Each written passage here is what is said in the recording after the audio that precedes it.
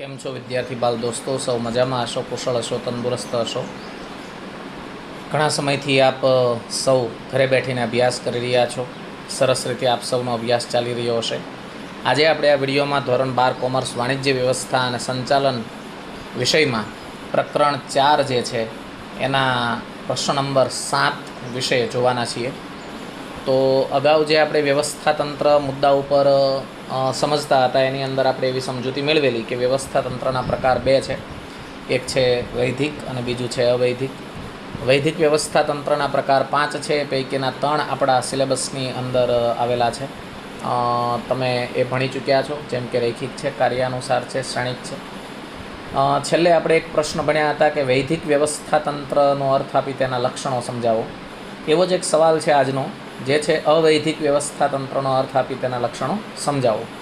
તો વૈધિકની સાથે અવૈધિક જોડાયેલું છે. તો અવૈધિક વ્યવસ્થાતંત્ર વિશે જ્યારે આપણે સમજી રહ્યા છીએ ત્યારે સૌથી પહેલાં આપ સૌને એક નાનકડી વિનંતી છે કે આ ચેનલને વધુમાં વધુ લાઇક કરો, સબસ્ક્રાઈબ કરો અને શેર કરો. હવે આપણે જોઈ રહ્યા છીએ અવૈધિક વ્યવસ્થાતંત્ર વિશે. તો આપણી સામે સવાલ છે અવૈધિક વ્યવસ્થાતંત્રનો અર્થ અને લક્ષણો સમજાવો. અગાઉની જેમ જ અહીંયા પણ પ્રસ્તાવના છે, જે ઓલરેડી તમે ભણી ચૂક્યા છો, એટલે આપણે ઝડપથી જોઈ લઈએ. સંચાલનની સફળતાનો આધાર માત્ર આયોજન નથી, પરંતુ આયોજનના અસરકારક અમલ પર રહેલો છે. અસરકારક અમલ માટે અને ધ્યેય સિદ્ધિ માટે જે વહીવટી માળખું રચવામાં આવે છે તેને વ્યવસ્થાતંત્ર કહે છે. હવે આપણે જોઈએ અર્થ વ્યવસ્થાતંત્રનો, અવૈધિક વ્યવસ્થાતંત્રનો અર્થ. આપણે અગાઉ એવું સમજ્યા કે જે વ્યવસ્થાતંત્ર હેતુ સિદ્ધિ માટે થાય છે, સંચાલકો દ્વારા બનાવાય છે, એ વૈધિક છે. પણ વૈધિક વ્યવસ્થાતંત્રમાં જોડાયેલા બધા લોકો વચ્ચે કોઈ હેતુ વગર, કોઈ સભાનતાપૂર્વક વગર એક સામૂહિક રીતે સાથે કામ કરતા હોવાથી અંદરોઅંદર મિત્રતા વિકસે, અંદરોઅંદર સંબંધો વિકસે, અને એના આધારે જે એક આંતર સમજવાળું વ્યવસ્થાતંત્ર બને છે, જે અવૈધિક વ્યવસ્થાતંત્ર કહી શકાય. એટલે કોઈ પણ સભાનતાપૂર્વકના હેતુ વગર સામૂહિક પરિણામોમાં ફાળો આપવા માટે આપોઆપ રચાયેલું આંતરિક સંબંધોનું માળખું એટલે અવૈધિક વ્યવસ્થાતંત્ર. મતલબ તમે સમજી ચૂક્યા છો કે સામૂહિક પરિણામમાં ફાળો આપવા માટે બને છે, એનો કોઈ હેતુ છે નહીં. બીજું આપોઆપ રચાય છે, એની રચના કોઈ કરતું નથી. મતલબ કે કેમ સંચાલક મંડળ વૈધિક વ્યવસ્થાતંત્રની રચના કરે છે, આની કોઈ રચના કરતું નથી. અને અંદરોઅંદરના સંબંધોનું જે માળખું છે, મિત્રતા આધારિત જે માળખું છે, એ કયું છે? અવૈધિક વ્યવસ્થાતંત્ર. મતલબ આપણે એવું કહી શકીએ કે દરેક એકમમાં વૈધિક વ્યવસ્થાતંત્ર બને છે એટલે અવૈધિક બને છે. હા, દરેક વ્યવસ્થાતંત્રમાં વૈધિકનો વિકલ્પ અવૈધિક નથી, વૈધિકના પડછાયા રૂપે અવૈધિક છે. એટલે આગળ ઉપર તમારે એવો 2 માર્કનો સવાલ પણ આવશે કે અવૈધિક વ્યવસ્થાતંત્ર એ વૈધિક વ્યવસ્થાતંત્રનો પડછાયો છે, સમજાવો. તો વૈધિક છે એટલે અવૈધિક બને છે.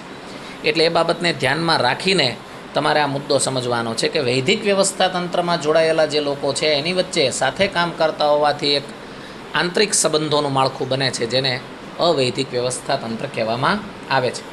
દાખલા તરીકે 7 વિષયના 7 શિક્ષકો સ્કૂલ એરેન્જ કરે, જે અલગ અલગ સમૂહમાંથી, અલગ અલગ સમુદાયમાંથી આવે છે.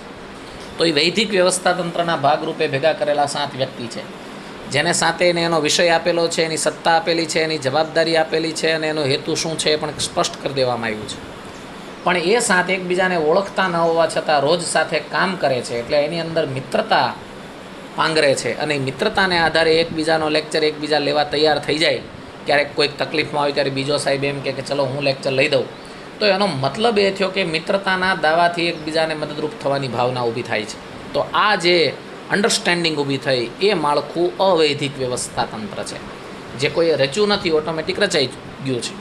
તો એનો અર્થ છે કે કોઈ પણ સભાનતાપૂર્વકના હેતુ સિવાય સામૂહિક પરિણામોમાં ફાળો આપવા માટે આપોઆપ રચાયેલું અવૈધિક સંબંધોનું માળખું એટલે અવૈધિક વ્યવસ્થાતંત્ર.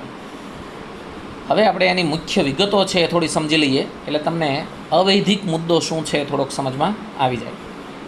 દાખલા તરીકે એક અહીંયા એક્સ્ટ્રા એક્ઝામ્પલ તમને આપું છું કે સમજો કે કોઈ કર્મચારી છે વહેલી સવારમાં ધંધાકીય એકમમાં બોલાવે અને હાજર થઈ જાય.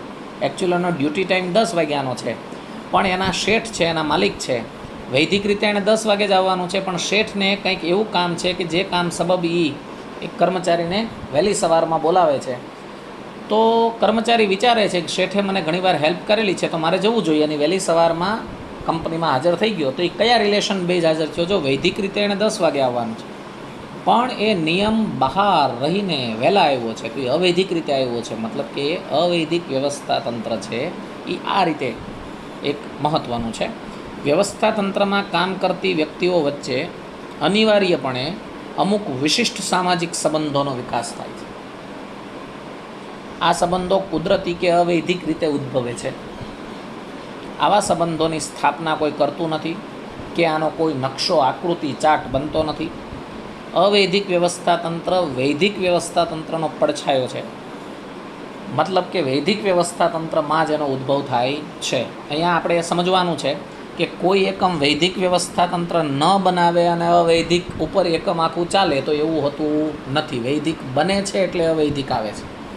અવૈધિક વ્યવસ્થા તંત્ર એ વૈદિક વ્યવસ્થાનું પૂરક છે. મતલબ કે વૈદિક વ્યવસ્થા તંત્રમાં જે ખામીઓ રહી જાય છે, જે ખાલીપો રહી જાય છે, એ બધો અવૈધિક રીતે પૂર્ણ કરી શકાય છે. તો આ થઈ અવૈધિક વ્યવસ્થા તંત્રની મુખ્ય વિગતો. હવે એના લક્ષણો 1 બાય 1 આપણે સમજતા જઈએ. તો સૌથી પહેલું છે અવૈધિક માળખું.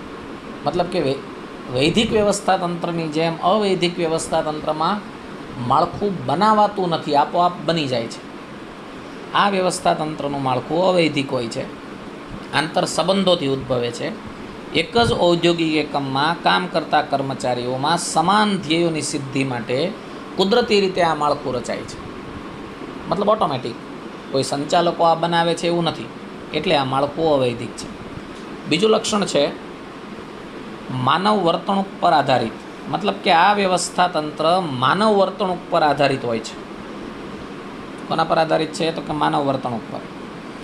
એક સમાન લાગણી, અભિરુચિ, મૂલ્યો, શોખ, ટેવો, માન્યતાઓ ધરાવનાર વ્યક્તિઓ વૈદિક માળખામાં અવૈધિક જૂથો રચે છે, જેને આધારે અવૈધિક વ્યવસ્થા તંત્ર બને છે.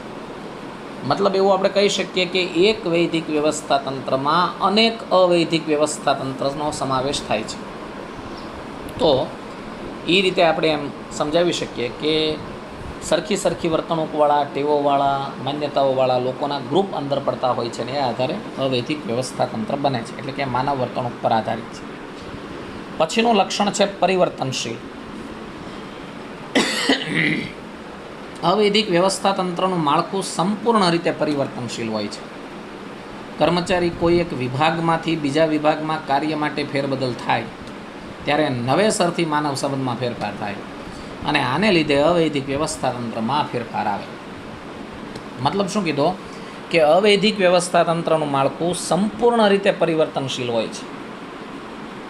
મતલબ કર્મચારી એક વિભાગમાંથી બીજા વિભાગમાં ફેરબદલ થયો તો એનું અવૈધિક માળખું પણ ફેરવાઈ જાય, સંબંધો ફેરવાઈ જાય. દાખલા તરીકે એક શાળામાં નોકરી કરતો શિક્ષક એ શાળાના શિક્ષક મિત્રો સાથે એક માળખું રચીને બેઠો હોય અવૈધિક રીતનું. પછી એ શિક્ષકની બદલી બીજી કોઈ સ્કૂલમાં થાય છે, તો એ બીજી સ્કૂલમાં જતો રહે છે, તો ત્યાં તેના અવૈધિક સંબંધો નવા શિક્ષકો સાથે વિકસે છે. જૂના શિક્ષકો સાથેના અવૈધિક સંબંધોવાળું અવૈધિક માળખું આગળ વધતું નથી. તો આ રીતે પરિવર્તનશીલ છે. પછીનો મુદ્દો છે સાર્વત્રિક. આ સૌથી મેઇન મુદ્દો છે કે અવૈધિક વ્યવસ્થા તંત્ર બધે જ છે, સાર્વત્રિક છે. માત્ર ઉદ્યોગ જ નહીં, પરંતુ સમાન હિતો, મૂલ્યો ધરાવતી દરેક માનવીય પ્રવૃત્તિમાં અવૈધિક વ્યવસ્થા તંત્ર જોવા મળે છે. એટલે કે ખાલી ઉદ્યોગ ધંધામાં જ નહીં, પણ જે એવી પ્રવૃત્તિ છે કે જેમાં માણસો જોડાયેલા છે ત્યાં બધે અવૈધિક વ્યવસ્થા તંત્ર જોવા મળે છે. નેક્સ્ટ લક્ષણ જોઈએ તો અવૈધિક માહિતી સંચાર. અવૈધિક વ્યવસ્થા તંત્રમાં કર્મચારીઓ વચ્ચે માહિતીની આપ-લે અવૈધિક રીતે થતી હોય છે.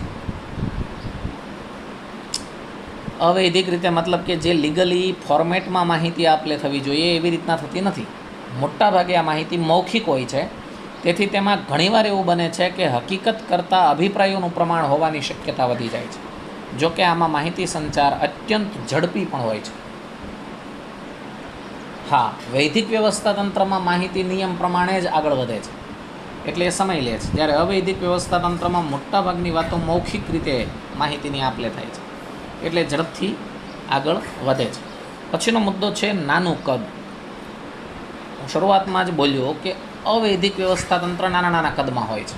મતલબ કે એક એકમમાં અનેક અવૈધિક વ્યવસ્થા તંત્ર હોઈ શકે. દાખલા તરીકે કોઈ એક કંપની છે જેની અંદર 250 માણસો કામ કરે છે, તો 250 માણસોનું અલગ અલગ કામ એ વૈધિક રીતે નક્કી છે. એ વૈધિક માળખું એક થયું 250નું, પણ એ 250માં સરખી રુચિવાળા 10 જણાનું ગ્રુપ બને, સરખી માન્યતાવાળા 15 જણાનું ગ્રુપ બને, સરખા વિચારોવાળા 25 જણાનું ગ્રુપ બને. તો એ 10, 15, 25ના જે ગ્રુપ બન્યા અવૈધિક વ્યવસ્થા તંત્ર છે. મતલબ કે એક વૈધિક વ્યવસ્થા તંત્રમાં અનેક અવૈધિક વ્યવસ્થા તંત્ર હોય છે. એટલે મોટાભાગે આ વ્યવસ્થા તંત્રનું કદ નાનું રહે છે, કારણ કે તે વ્યક્તિગત સંબંધો પર આધારિત છે. વળી તે સભ્યો વચ્ચેની આંતરક્રિયાનું પરિણામ છે. તે સંખ્યામાં ઘણા વધુ જૂથો હોય છે જે નાના નાના કદે ફેલાયેલા હોય છે. તો અવૈધિક વ્યવસ્થા તંત્રનું કદ આ રીતે ગણો તો નાનું છે. પછીનો મુદ્દો છે અંકુશનો અભાવ. અવૈધિક વ્યવસ્થા તંત્રમાં કર્મચારીઓની પ્રવૃત્તિ ઉપર વિધિવત રીતે કોઈ અંકુશ રાખી શકાતો નથી. વ્યક્તિ સ્વેચ્છાએ પોતાનું અને સહકર્મચારીનું કાર્ય કરે છે. મતલબ કે અહીંયા કોઈનો કોઈ પર અંકુશ નથી, સૌ સ્વૈચ્છિક રીતે કામ કરે છે. વૈધિક વ્યવસ્થા તંત્રમાં તમે જુઓ તો એકબીજા પર અંકુશ હોય છે, કોણ ઉપરી કોણ તાબેદારીને ફિક્સ હોય છે. અહીંયા એવું હોતું નથી. એટલે આ વ્યવસ્થા તંત્ર સેલ્ફ ડિસિપ્લિનથી ચાલે છે અને વિખાઈ પણ શકે, એટલે અંકુશનો અભાવ ધરાવે છે. પછીનું લક્ષણ છે વૈધિક વ્યવસ્થા તંત્રને પૂરક. અવૈધિક વ્યવસ્થા તંત્ર એ વૈધિક વ્યવસ્થા તંત્રમાં જ ઉદ્ભવ પામતું હોવાથી કહી શકાય કે તે વૈધિક વ્યવસ્થા તંત્રને પૂરક છે. મતલબ કે જે કાંઈ ખામી રહી જાય છે, ખામી દૂર કરવામાં અવૈધિક વ્યવસ્થા તંત્ર મદદરૂપ થતું હોય છે. ઉદાહરણ તરીકે વૈધિક રીતે જે પરિપત્ર મોકલવામાં આવ્યો એ સમજો કે ન સમજાય એના બે કોઈ મુદ્દાઓ, તો એ મુદ્દાઓ મૌખિક બોલીને સમજવામાં આવે અને બીજા કોઈ મિત્ર દ્વારા સમજાવવામાં આવે તો એ વૈધિક વ્યવસ્થા તંત્રમાં રહી ગયેલી ખામી દૂર કરવા માટેનું સ્ટેપ છે અવૈધિક વ્યવસ્થા તંત્ર. એટલે વૈધિક વ્યવસ્થા તંત્રને તે પૂરક છે. તો આ રીતે આપ સૌ મિત્રોને અવૈધિક વ્યવસ્થા તંત્રના લક્ષણો અને અર્થ વિશે વિગતે સમજમાં આવ્યું હશે. આશા રાખું છું કે આપ આ વિડીયો વારંવાર જોશો અને એના આધારે આ મુદ્દાને સમજવાની કોશિશ કરશો. Thank you very much.